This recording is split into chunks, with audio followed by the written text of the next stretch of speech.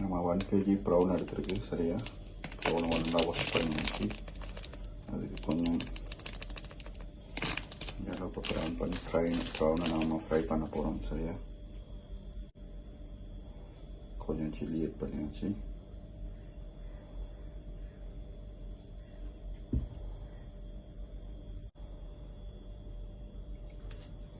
கொத்தமல்லி ஆட் பண்ணியாச்சு.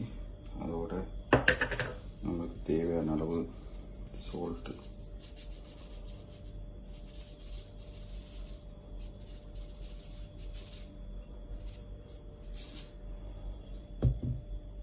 ஆட் பண்ணியாச்சு. இப்போ மிக்ஸ் பண்ணி ஒரு 5 minutes வந்து நம்ம வச்சுக்கலாம். சரியா,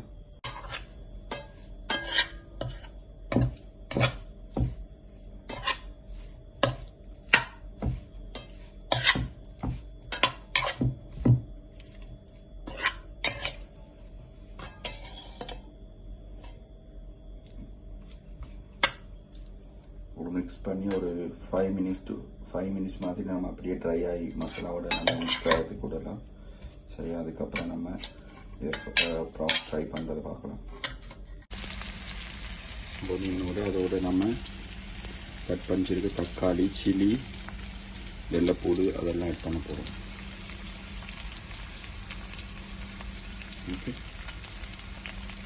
இப்படி நம்ம அப்படியே ஒரு 5 minutes மாதிரி அப்படி நல்லா இதாகிறதுக்கு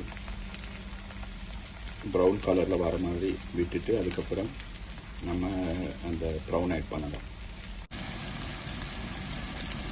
நல்லா ஃப்ரை ஆகிட்டு பாருங்கள், பார்த்தா உங்களுக்கு விளங்கும். நல்லா ப்ரௌன் கலரில் வந்துருக்கு.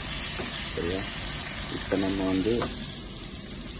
மிக்ஸ் பண்ணி வச்சுருக்கிற ப்ரௌன் ஆட் பண்ண போகிறோம். சரியா, ஆட் பண்ணி ரெடியாக இருக்குது. அதோட நம்ம ப்ரௌன் ஆட் பண்ண போகிறோம். ப்ரௌன் வந்து நல்லா ஸ்பைசஸ் எல்லாம் மிக்ஸ் ஆகி சால்ட்டு அதெல்லாம் நல்லா மிக்ஸ் ஆகி வந்துருக்கு. பார்த்தா உங்களுக்கு விளங்கும். சரியா, இப்போ நம்ம வந்து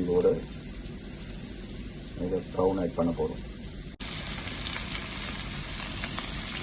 ஆல்ரெடி நம்ம மசாலா இருக்கிறதால நம்ம மசாலா ஆட் பண்ண தேவையில்லை. சரியா, ஆல்ரெடி நம்ம மசாலா ஆட் பண்ணிருக்கு. அதால் வந்து நம்ம மசாலா ஆட் பண்ணதுக்கு தேவையில்லை. உங்களுக்கு தேவை வேணுமெண்டா இன்னும் நல்லா ஸ்பைசஸ் வேணுமெண்டா உங்களுக்கு இன்னும் கொஞ்சம் மசாலா ஆட் பண்ணிக்கலாம். அது இல்லாமல் ஸ்பைசஸ் ஆல்ரெடி இதில் இருக்கிறதால நான் ஆல்ரெடி ஸ்பைசஸ் போட்டு மிக்ஸ் பண்ணி வச்சுருக்கிறதால அப்படியே நம்ம மிக்ஸ் பண்ணி வச்சுக்கலாம் கொஞ்ச நேரம். சரியா, அதால் நான் ஸ்பைசஸ் ஒன்றும் ஆட் பண்ணலாம். உங்களுக்கு தேவைன்னா ஆட் பண்ணிக்கலாம்.